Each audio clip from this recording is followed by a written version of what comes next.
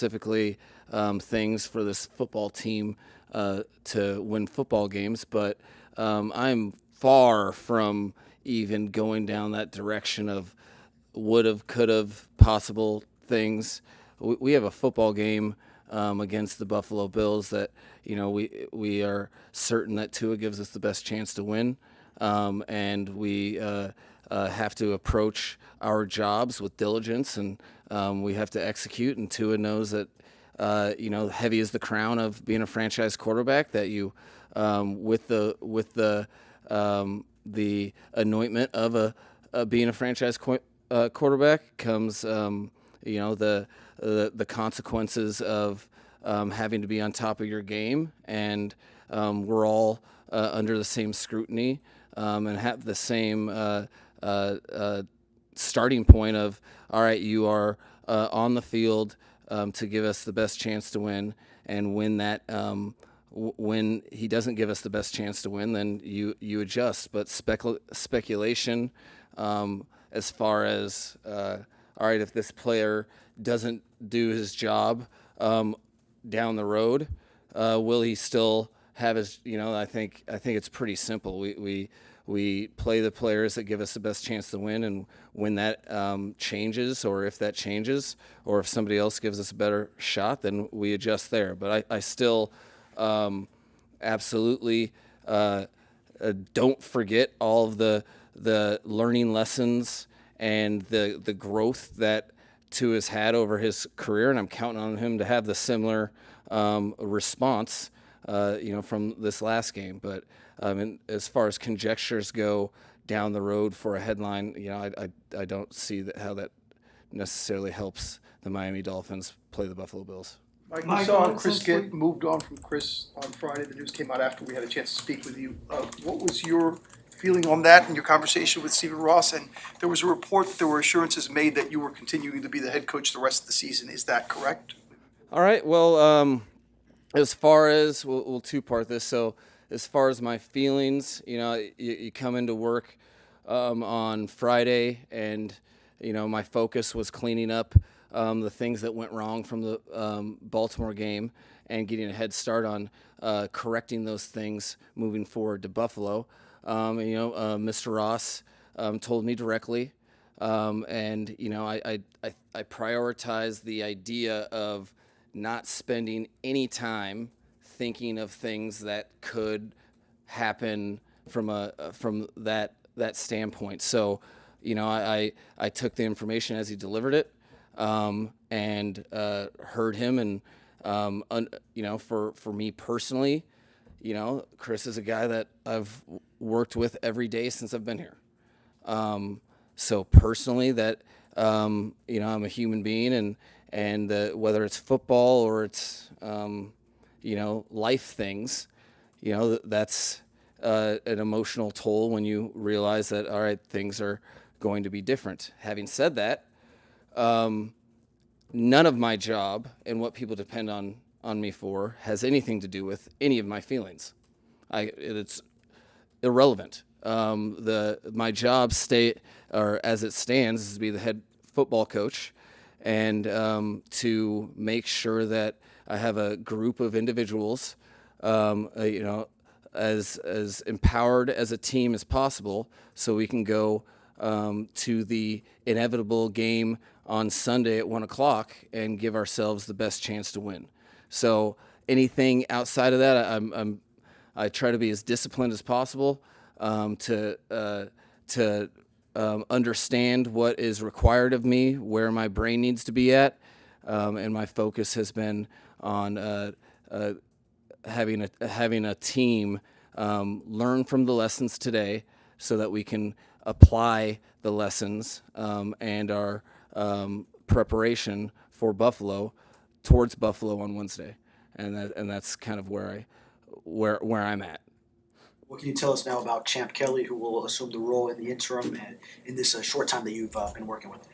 Well, I've known Champ for a little while, and gotten the opportunity to work with him directly, this year, and I think he's a guy that adds value through how he comes to work every day. He has energy and is very team oriented, and has history in this particular type of scenario, having been interim GM once before, and we'll take those lessons and help us, collectively work together to do the best thing for the football team moving forward. So, I think he's a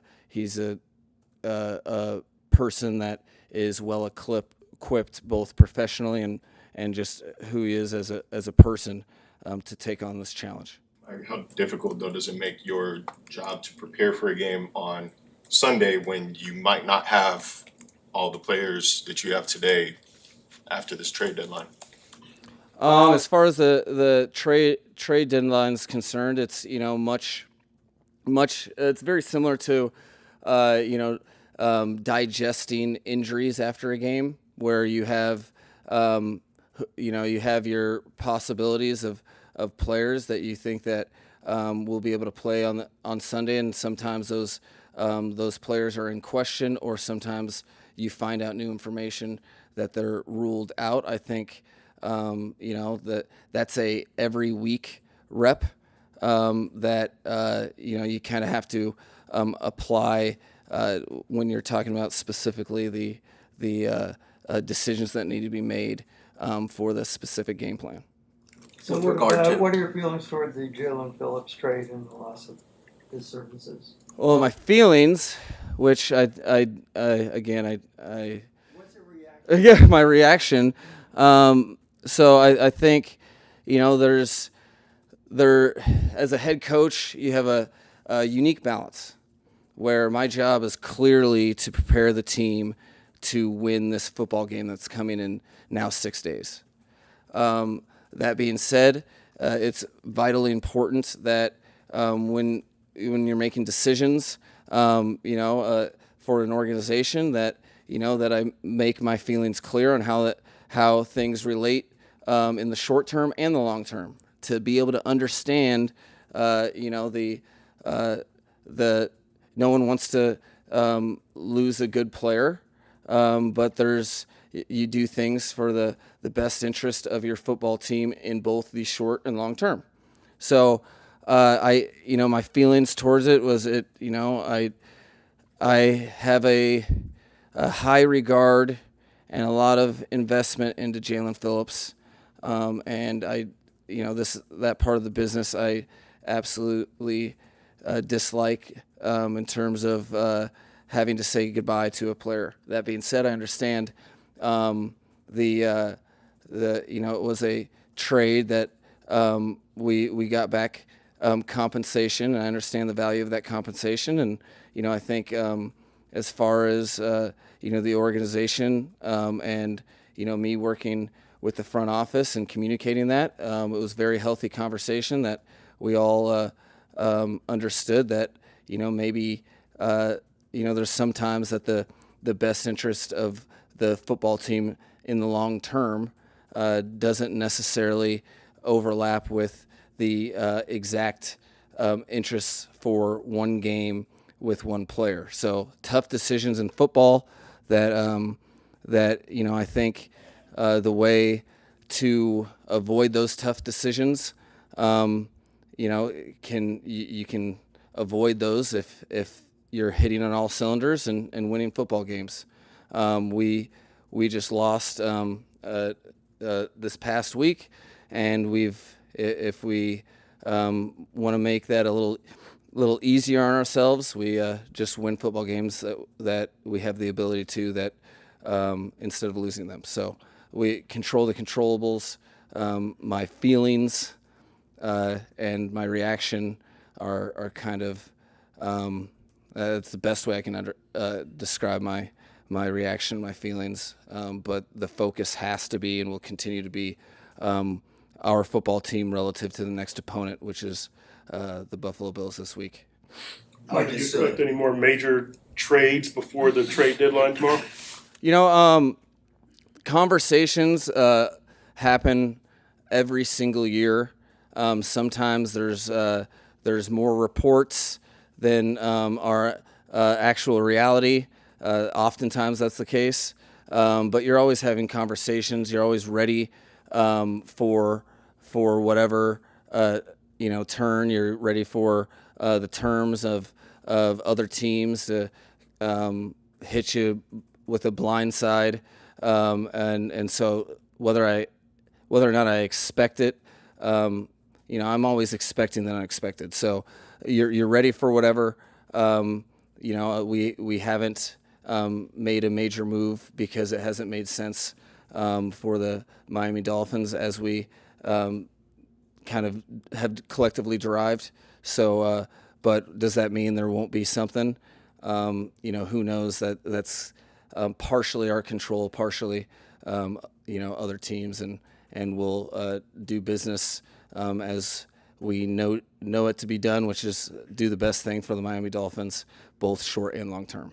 Mike, I don't mean to sound overly dramatic, but the team's 2-7. The GM just got fired. There's questions about your future, and now we're talking about trades. How do you keep this together? How can you be focused on winning games when there's so much uncertainty on what the plan is moving forward as far as rebuilding and what's next? Yeah, I think that I think what you're saying is very true.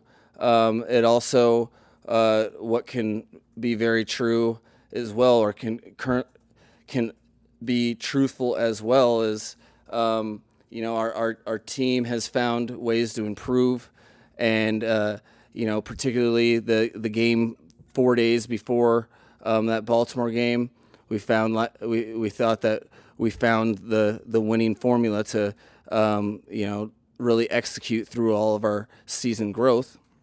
And then the way the National Football League is you have a outcome, you have different things, the trade deadline right next to a major move from the front office standpoint. And yeah, from the outside looking in, it could appear that that's a recipe for distraction.